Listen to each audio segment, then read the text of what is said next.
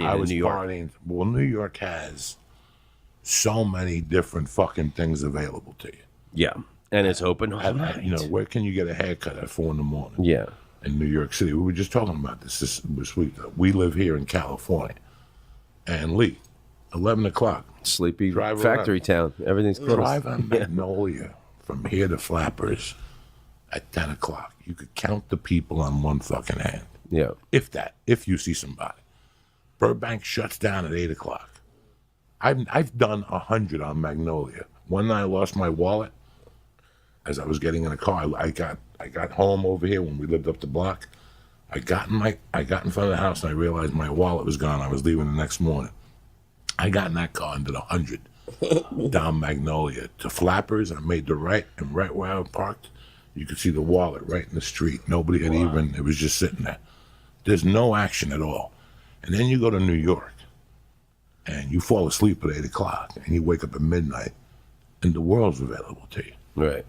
The world's available. You know, New York, midnight in New York is nothing. It really is nothing. You know, you do a midnight show somewhere, it throws people off. In New York, they go out at midnight to watch I went to 2 a.m. comedy show. Yeah. Who the fuck wants to see comedy at 2 a.m? New York does. Me too. When I was an open micer, I saw it till 4. There was a place that did an open mic till 4. Jeez. And there were 100 people on the list. Starting at what time? 11. Oh, my God. And people be coming in getting hand jobs. You know, New York is a lot. But I went back a couple years ago and I stayed in the city and I couldn't sleep. It was one of those nights when I could not fall asleep and I went for a walk. It's not like that no more. It's calmed down a little bit. Yeah. That crazy lifestyle of the 80, 90, it's calmed down. Those people get up and go to work in the morning. They go out, but they're home by 10 o'clock, 10:30. They drink a beer or two glasses of wine, and they go home. It's not like when I was growing up in New York at 3 a.m, once the bar closed, what do you want to do? Let's go into the city. And we would go into the city, into the shittiest part, buy a gram of blow, go to a fucking bodega, and they'd brown bag the beers, and we'd snort coke on the street and fucking drink beers out of a brown bag like nothing. Not even a cop would stop.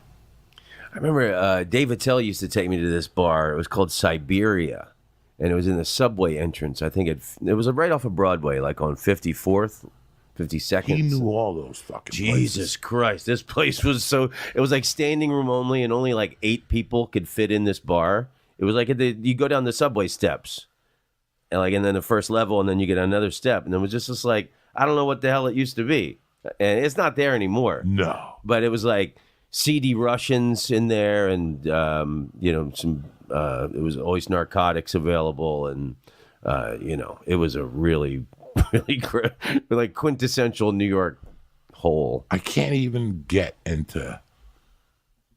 Like, there was probably 4 bars I went to before 1985 that were just narcotic bars. The one gay bar I used to go to was just a drug place. It was just a drug haven.